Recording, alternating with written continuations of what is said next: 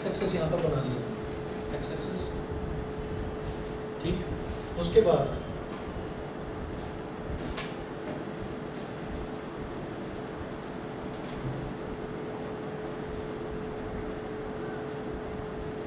X access के अलावा आप करंट दिखा दीजिए।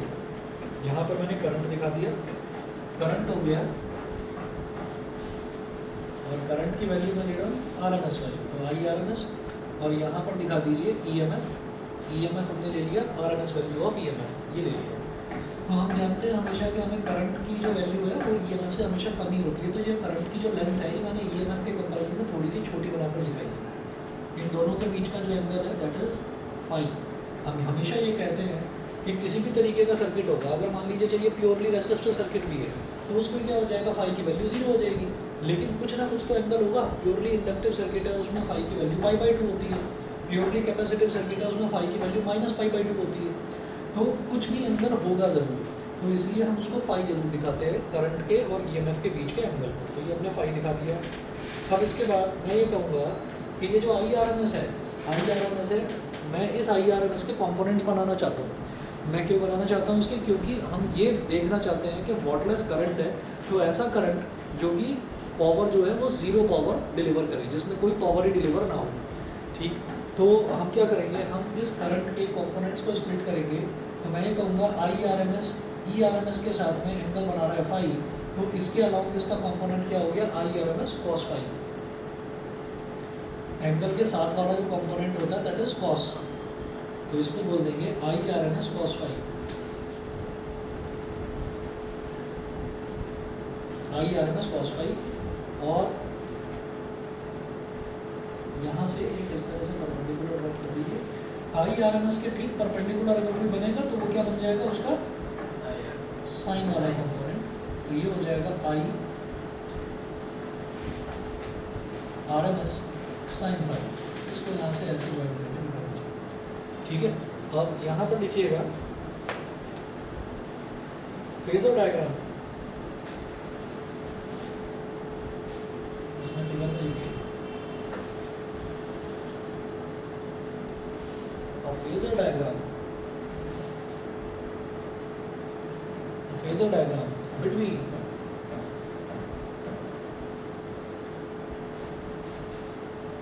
IRMS and ERMS. A phasor diagram between IRMS and ERMS.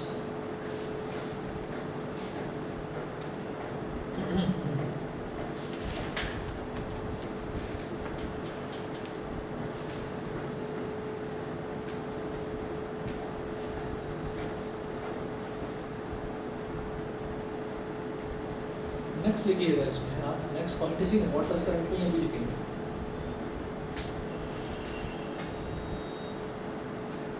Component of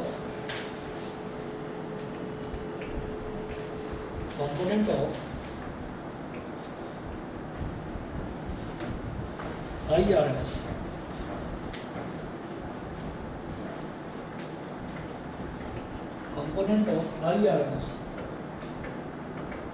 along ERMS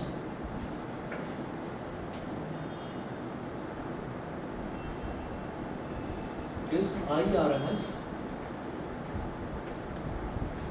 cos phi. Component of IRMS along ERMS is IRMS cos phi.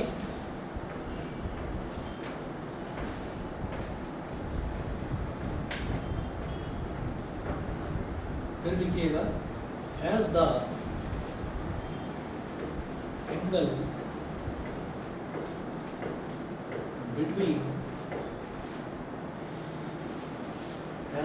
between ERMS and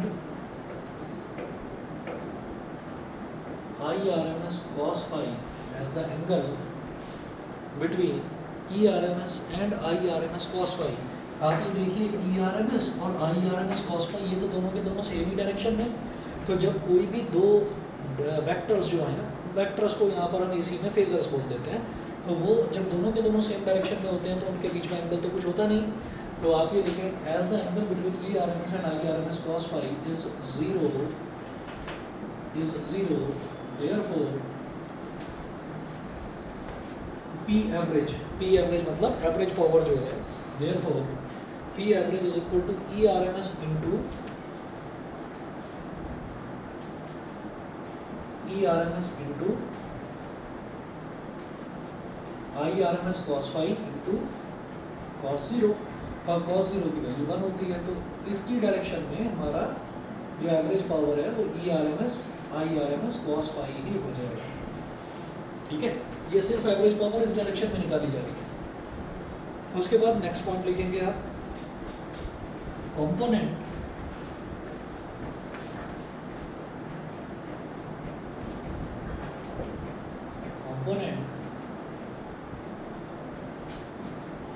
of IRMS, component of IRMS perpendicular to component of IRMS perpendicular to ERMS, जो कि ERMS के perpendicular है, वो क्या हो जाएगा IRMS sin five is IRMS sin five. इसी तरह से यहाँ लिखें as the angle between ERMS and IRMS sin phi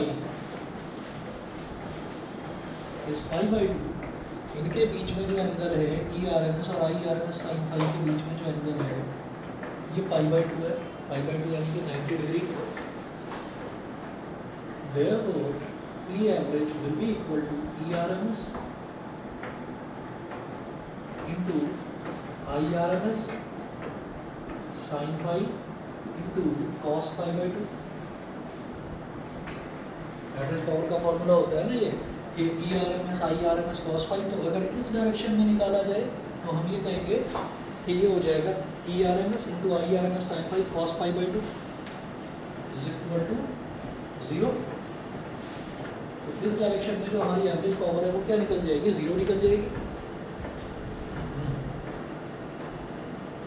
Hence next point लिखें, hence we call the component IRMS sin phi, hence we call the component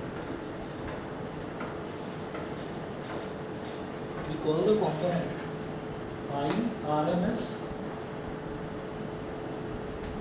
sin phi as the idle or wattless current, as the idle or wattless current।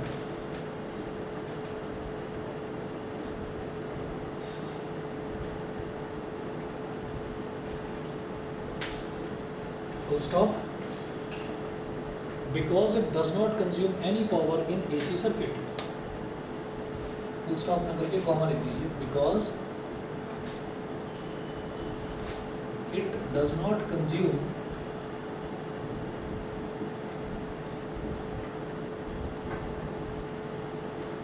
any power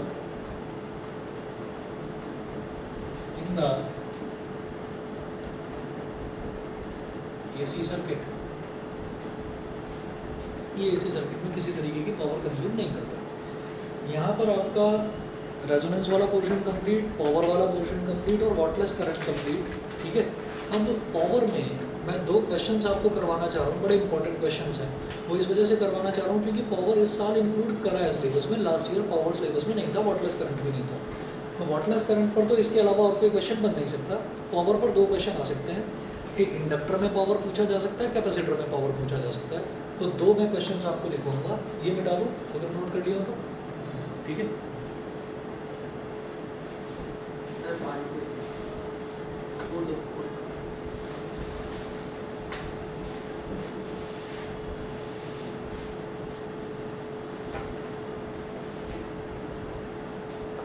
अच्छा मुझे लगा इतनी दूर से catch कैसे आ गई, bottle कैसे पकड़ ली तुमने, इधर ही रखी होगी। अच्छा अच्छा, मैंने कहा कोई सुपर पावर लग गई कहा। चलिए जी, क्वेश्चन नोट करें। Prove that an ideal resistor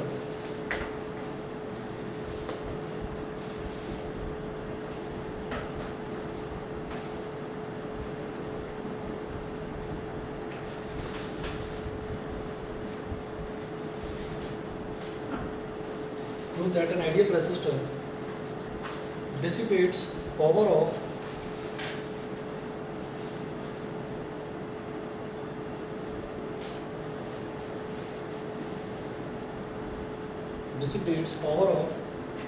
Vrms का square upon R in an AC circuit. Vrms का square upon R in an AC circuit.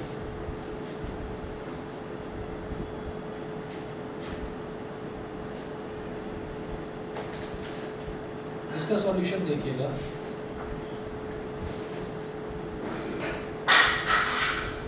In case of a pure resistor, the voltage and current are always in same phase. देखिए,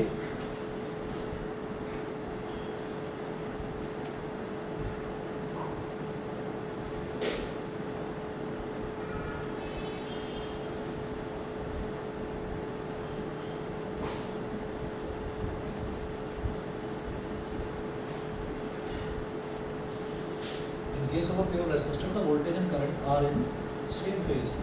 same phase का मतलब उन दोनों के बीच में angle कुछ भी नहीं बनेगा. Are in same phase. Full stop. So instantaneous values of voltage and current. So instantaneous values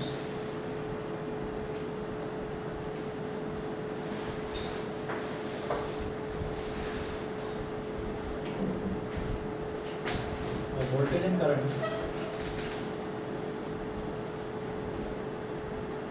Instantaneous values of voltage and current are given as V is equal to V naught sin omega t,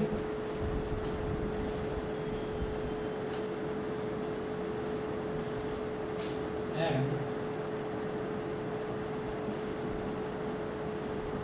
I is equal to V is equal to V naught sin omega t and I is equal to I naught sin omega t. Work done in small time dt will be, देखिए, work done in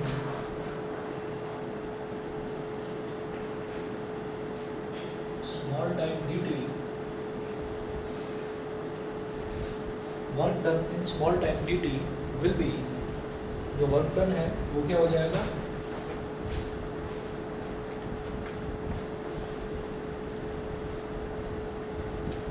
देखिए power के 3-4 फार्मूले होते हैं. Power का जो हमने normally जो पावर का हमने फार्मूला देखा था, पावर का बेसिक फार्मूला होता है work done per unit time. एक ये फार्मूला होता है. पावर का दूसरा फार्मूला होता है VI, एक फार्मूला होता है I स्क्वायर R, ये DC के केस में बता रहा हूँ, और एक फार्मूला होता है V स्क्वायर अपॉन R. ठीक है, तो Vrms स्क्वायर अपॉन R ये चीज़ प्रूव करनी है यहाँ पर. एक प्योरली रेसिस्टिव सर्किट में ऐसा होता है, AC में भी ऐसा ही होता है. ठीक है ना, डीसी में तो है, डीसी में तो ये है, आप कहेंगे क्या प्रूव कर रहे हो, तो ओम्स लॉ से हो जाएगा. लेकिन एसी में है तो एसी वाली वोल्टेज और एसी वाला करंट यूज़ करके आपको ये चीज़ प्रूव करनी है. ठीक है, तो work done small time dt, तो वर्क डन कैसे निकलेगा, P इंटू डी. तो स्मॉल टाइम dt यानी कि P इंटू dt. तो वो जो वर्क डन है उसको भी dw बोल दीजिए. dw is equal to P into dt. dw is equal to P into D T. अब P की जगह लिख दीजिए VI dt, क्योंकि पावर का एक फॉर्मूला ये भी होता है VI. ठीक है, तो पावर की जगह लिख देंगे V इंटू आई. क्या ये पहले वाले फॉर्मूले से मैंने बताया ना भाई, पावर का एक फॉर्मूला ये भी तो होता है वर्क डन अपॉन टाइम. तो अगर small amount of work done निकालना है in small amount of time, तो P इज इक्वल टू क्या हो जाएगा, dw upon dt. Work done, rate of work done is called power. ठीक है, तो ये P इंटू डी टी हो जाएगा. dw is equal to P into D T. ठीक, dw is equal to P into D T हो गया. इसके बाद आप क्या करेंगे, P की वैल्यू डाल दीजिए. P की वैल्यू क्या होती है, V इंटू आई. तो dw is equal to VI dt. VI dt हो गया. अब V और I की जो वैल्यूज़ हैं वो यहाँ पर डाल दीजिए. dw is equal to V naught sin omega t I की value I not sine omega T और डी टी, ये हो गया।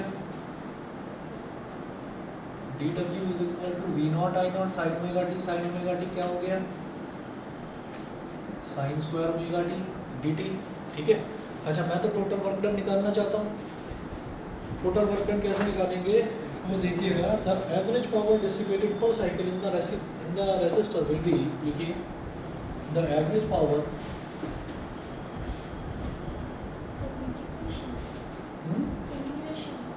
इंटीग्रेशन करेंगे, the average power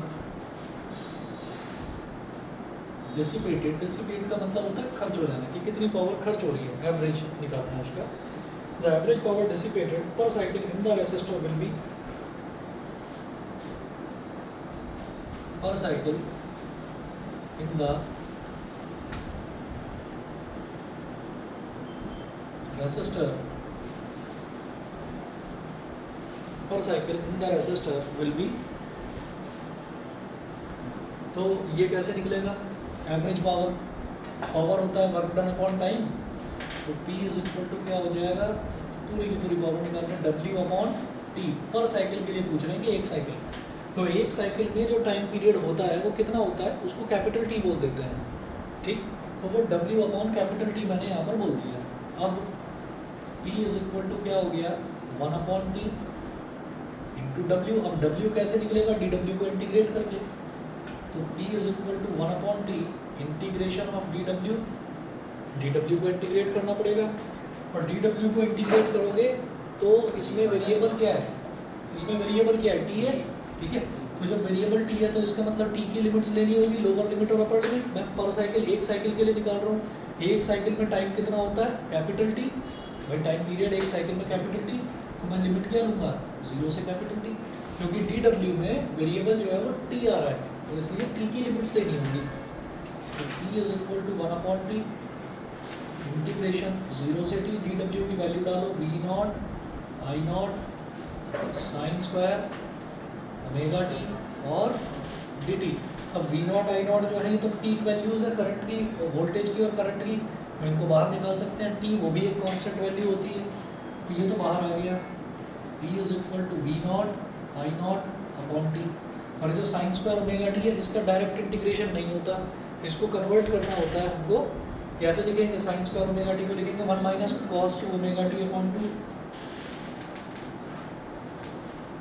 1 minus cos two omega T upon 2, और इंटीग्रेशन 0 से कैपिटल टी और D T, ठीक है। साइन स्क्वायर ओमेगा टी का जब भी इंटीग्रेशन करना होता है, आप बायो वाले हो ना, अच्छा मैथ्स वाले हो, ठीक है। तो मैं आपको एक चीज़ बता रहा हूँ, जैसे 1 जब भी साइन स्क्वायर ओमेगा टी है तो इसको जब डायरेक्टली इंटीग्रेट करते हैं तो डायरेक्ट इंटीग्रेशन का फॉर्मूला नहीं होता, तो उसको 1 minus cos two omega T upon 2 कर देते हैं, ठीक है। तो मैं बायो वाले तो मैं बता रहा हूँ, इसको डायरेक्ट ये लिख देते हैं, ठीक है। तो अब आप ये देखिए कि इसमें अपॉन में 2 है, तो इसको 2 को तो ले आओ बाहर, अब 1 को और कॉस टू ओमेगा टी को इंटीग्रेट कर दो, ठीक है। तो 2 को बाहर ले आते हैं, हाँ साइन स्क्वायर है, तो जरूरी थोड़ी कि एक फॉर्मूला बनाना है, किसी और से नहीं कर सकते। साइन स्क्वायर का तो बहुत सारा होता है। साइन स्क्वायर का फॉर्मूला जो उसको ना नॉर्मल ट्रिग्नोमेट्रिक उसमें रेशो में कन्वर्ट कर दे, मतलब जिसमें पावर ना आए कोई, तो वो यही वाला होता है। तो जहाँ साइन स्क्वायर दिखे वहाँ पर यही लगाना है, जहाँ साइन स्क्वायर थीटा आपको दिखाई दे 1 minus cos two theta upon 2, जहाँ कॉस स्क्वायर थीटा दिखाई दे 1 plus cos two theta upon 2, ये करना होता है, ठीक है। तो भाई ये 2 डिनोमिनेटर में यहाँ आ गया, तो V naught I naught upon 2 T, T is equal to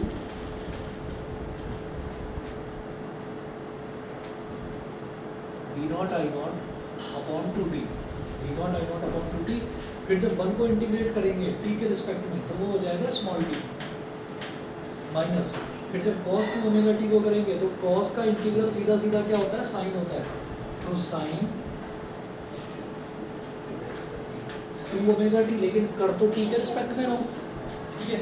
तो क्या हो जाएगा भाई, 2 ओमेगा टी को फिर से डिफरेंशिएट करना पड़ेगा, टी के रिस्पेक्ट में क्या हो जाएगा 2 ओमेगा, और 2 ओमेगा से डिवाइड करेंगे,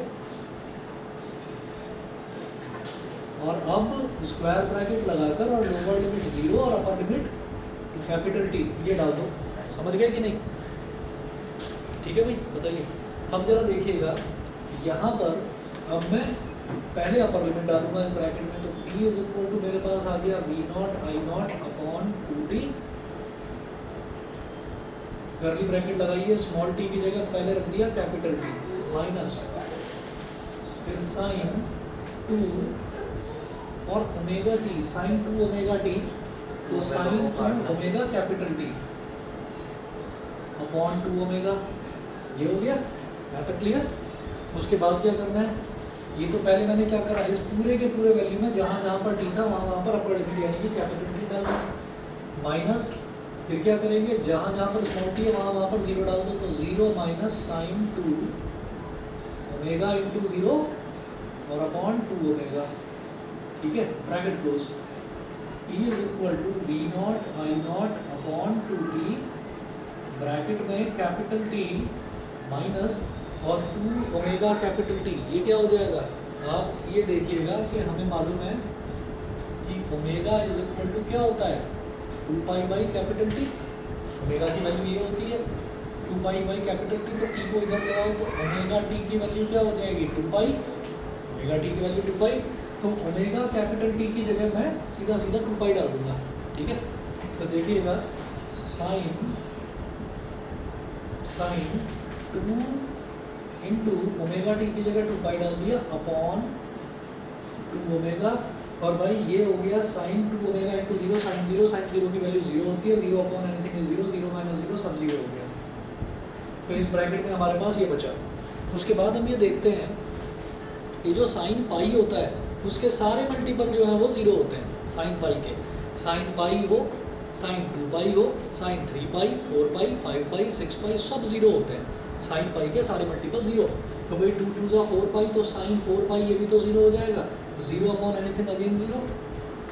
तो P is equal to V not I naught upon 2T और ब्रैकेट में T minus sine 4 pi upon 2 omega, तो ये जो टर्म है हमारा ये भी जीरो के इक्वल होता है, तो ये खत्म हो गया।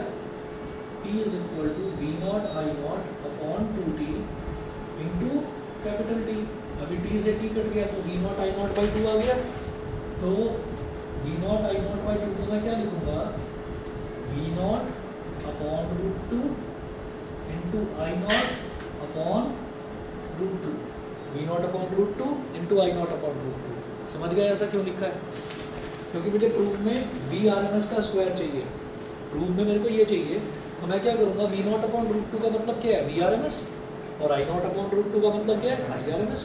पीक वैल्यू को रूट 2 से डिवाइड करते हैं तो RMS वैल्यू आ जाती है, ठीक है। इधर कर रहा हूँ उसको मैं,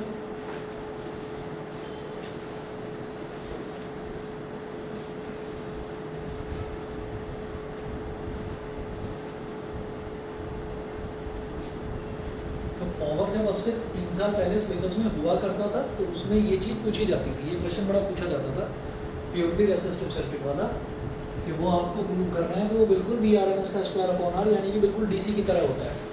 तो ये क्या हो गया, P is equal to VRMS into IRMS। अब मैं तो इसको कन्वर्ट करना चाहता हूँ सिर्फ V वाले टर्म्स में, तो P is equal to VRMS, और प्योरली रेसिस्टिव सर्किट में IRMS क्या हो जाएगा, VRMS अपॉन आर, ठीक है, बाई ओम्स लॉ, ठीक है। IRMS क्या हो जाएगा, VRMS अपॉन आर, तो ये क्या हो जाएगा, P is equal to VRMS का स्क्वायर अपॉन आर। समझ गए? अरे नहीं, ऐसे अपनी तरफ से थोड़ी बना देंगे। एक बात बताओ, रेसिस्टेंस, इंडक्टेंस और कैपेसिटेंस के अलावा क्या बना देंगे, ठीक है ना, उसके अलावा कोई नई चीज़ ईजाद करके आप ही लोगों पर एक्सपेरिमेंट थोड़ी करना है इनको। चलिए जी, एक तो ये हुआ। इसके बाद एक और क्वेश्चन है, उसमें नोट करिएगा कि prove that an ideal inductor connected to an AC source does not dissipate any power. ये भी क्वेश्चन है, does not dissipate any power, इसका मतलब क्या है कि अगर किसी AC सर्किट में इंडक्टर जुड़ा हुआ है, ठीक है, तो इंडक्टर में किसी भी तरीके का पावर कंजम्पशन नहीं होता, ठीक है। इंडक्टर में जो पावर कंजम्पशन है वो क्या हो जाता है, टोटली ज़ीरो होता ही नहीं। यहाँ तक बता दीजिए भाई, ऑनलाइन वाले तीनों बच्चों को क्लियर है, रुद्रांश, अवंतिका, अक्षत, ठीक है, यस सर। चलिए जी आगे चल रहा हूँ मैं, अगला क्वेश्चन नोट करेंगे।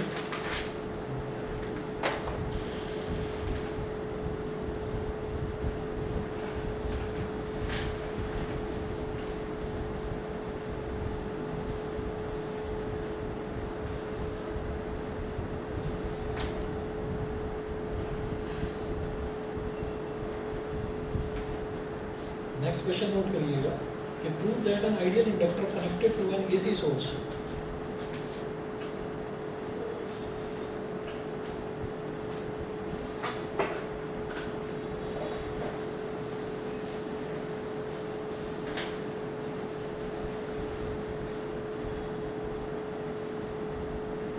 Ideal inductor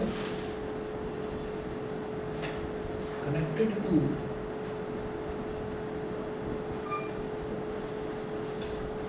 that an ideal inductor connected to an AC source does not dissipate any power.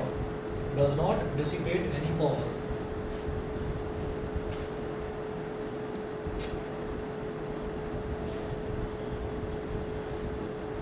Does not dissipate any power.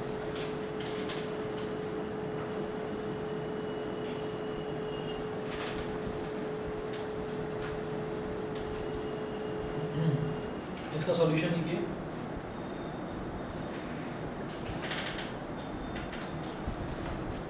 Note कीजिएगा, when an AC is applied to an inductor,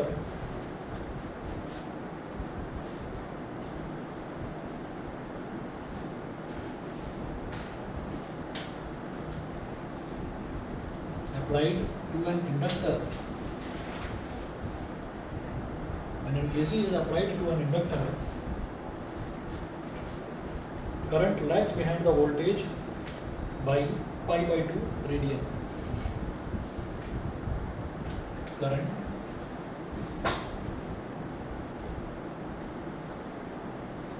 lags behind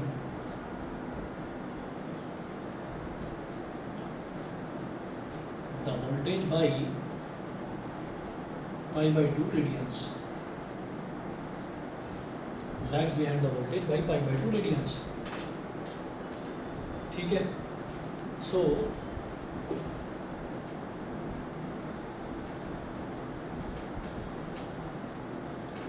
instantaneous values of voltage and current are given by V is equal to V naught sin omega t and I is equal to I naught sin omega t minus pi by 2. V is equal to V naught sin omega t and I is equal to I naught sin omega t minus pi by 2. ठीक है, ये हमको पता ही है। अच्छा, अब इसके बाद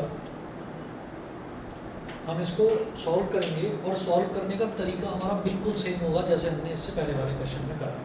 ठीक है, तो क्या करेंगे, sign omega t minus pi by 2, ये इसको मैं थोड़ा सा सिंप्लीफाई करूँगा, आई नॉट साइन, और जो ब्रैकेट है ना, इस ब्रैकेट में माइनस साइन कॉमन ले लो। माइनस जब कॉमन ले लिया तो ये क्या बन गया, पाई बाई 2 माइनस ओमेगा टी। समझ गए? ठीक है, अब साइन माइनस ये पूरा का पूरा हमारे लिए क्या हो गया, थीटा। तो साइन के आगे अगर माइनस लगा हुआ है तो वो बाहर आकर माइनस साइन हो जाता है। तो ये क्या हो जाएगा, minus I not sine pi by T minus omega T.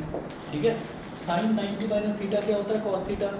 तो इसको सीधा सीधा लिखो, minus I not cos omega T, बी हो गया और आई हो गया। ठीक है, अब आगे चलते हैं।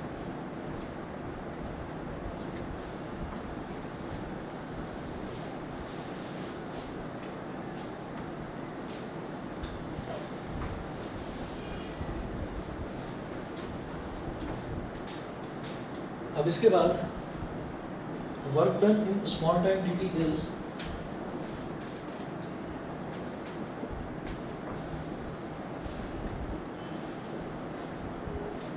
work done in small time dt is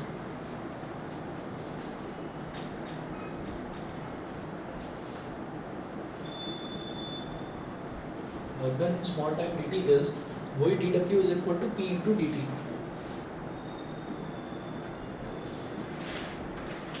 dw is equal to p into dt, ये हो गया work done in small time dt। उसके बाद फिर पावर को फिर उसी तरीके से जैसे इससे पहले वाले डेरिवेशन में लिखा था v इंटू आई dt। तो dw is equal to v कितना है भाई, देखिए v not sine omega t, v not sine omega t, I कितना minus I not cos omega t, minus I not cos omega T और dt। ठीक, इसके बाद मल्टीप्लाई करिए, dw is equal to minus v not I not sine omega t cos omega t dt, sine omega t cos omega t dt। ठीक, इतना हमारे पास आ गया। इसके बाद क्या करेंगे, 2 से मल्टीप्लाई कर दो, 2 से डिवाइड कर दो इसको। dw is equal to minus V naught I naught upon 2 और 2 से मल्टीप्लाई भी कर दीजिए, तो 2 sign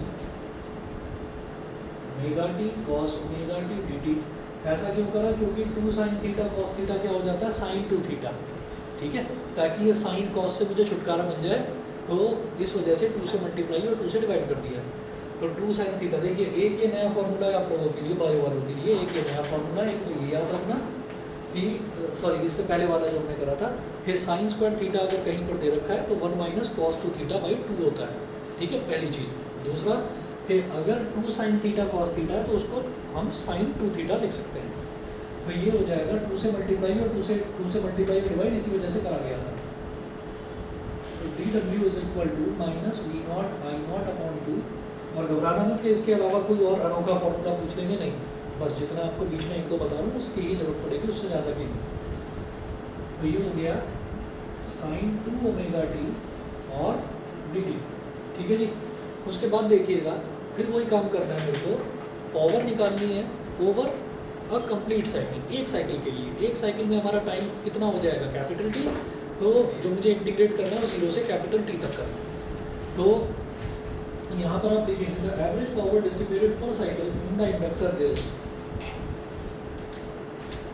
therefore the average power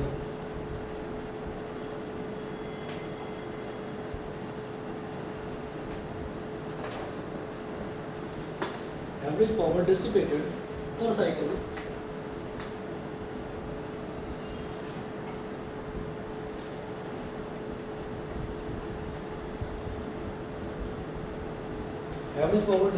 per cycle in the inductor is P average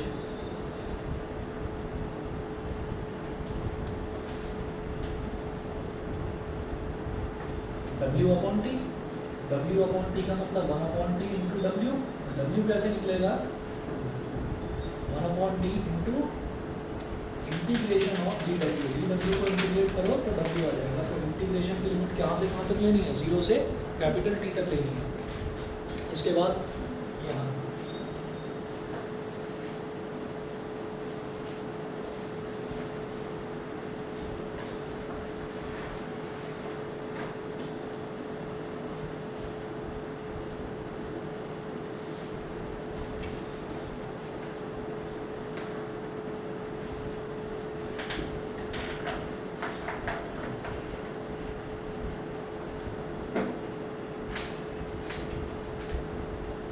T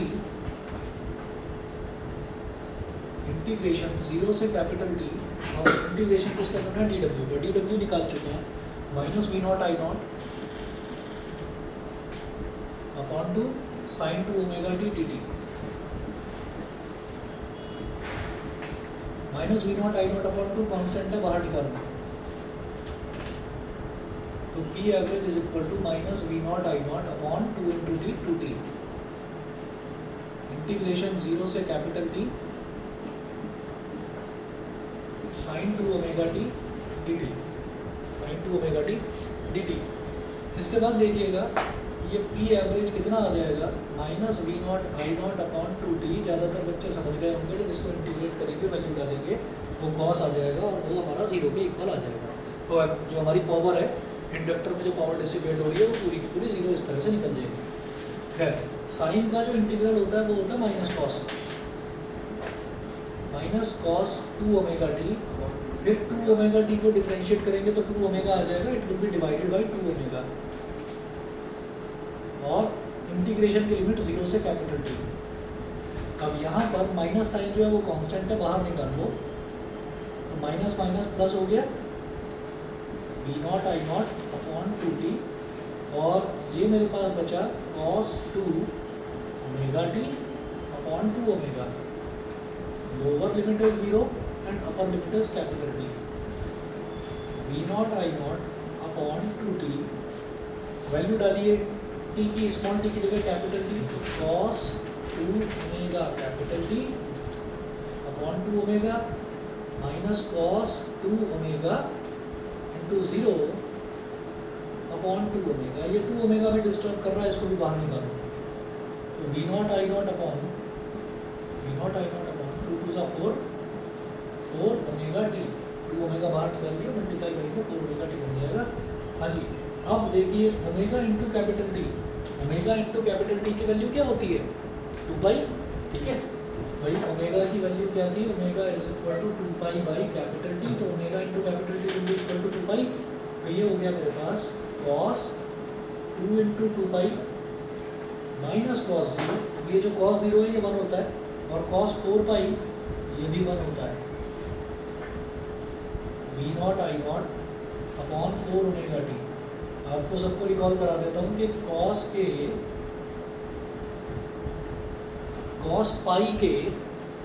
के आगे अगर पाई लिखा हुआ है, पाई के जितने भी ऑड मल्टीपल्स हैं वो तो होते हैं -1, ठीक है, और cos पाई के जितने भी इवन मल्टीपल्स हैं वो होते हैं +1, ठीक है, और पाई बाई 2 के ऑड मल्टीपल्स जो हैं वो ऑल्टरनेट ऑड मल्टीपल्स, वो सॉरी जो ऑड मल्टीपल्स हैं वो सारे के सारे 0 ही होते हैं, ठीक है, पाई बाई 2।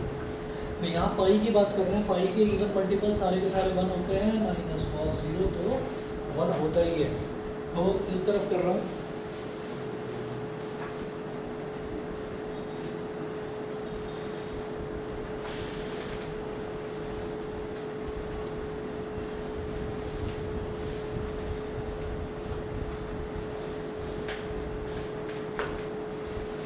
वन माइनस 1 0,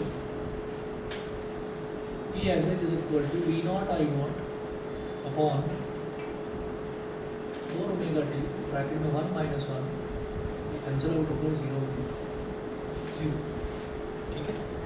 तो यहाँ आपका जो पावर वाला पोर्शन है वो कंप्लीट होता है, और मैं आपको एक होमवर्क दे रहा हूँ, एक्चुअल में कंप्लीट नहीं हुआ, मैं आपको एक होमवर्क दे रहा हूँ, एक क्वेश्चन दे रहा हूँ।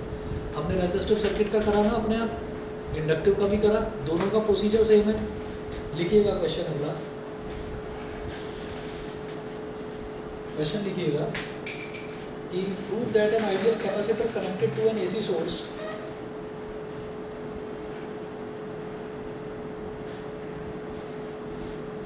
prove that an ideal capacitor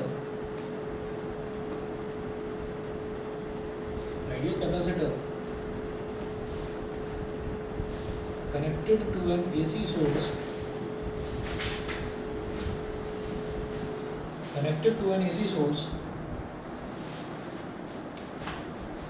does not dissipate any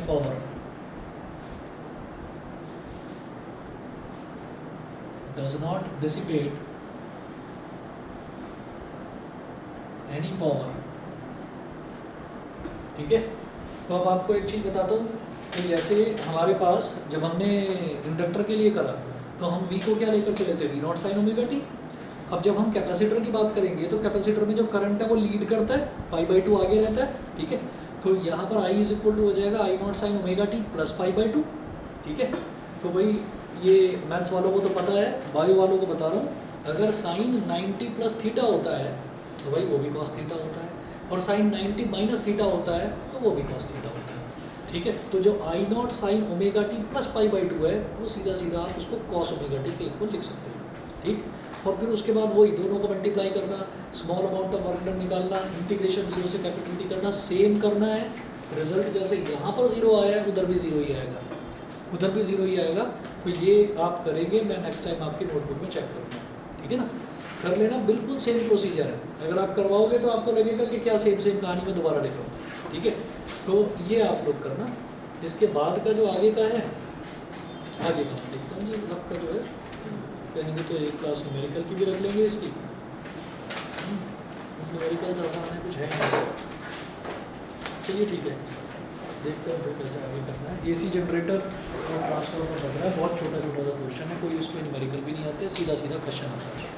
transformer में आता है ना मैं आसान ही तो है, सर मैं करती रहती हूँ जब भी नहीं करती बता दूंगा, उसमें कुछ है नहीं, वही आपका है E1/E2, हाँ वो वाला।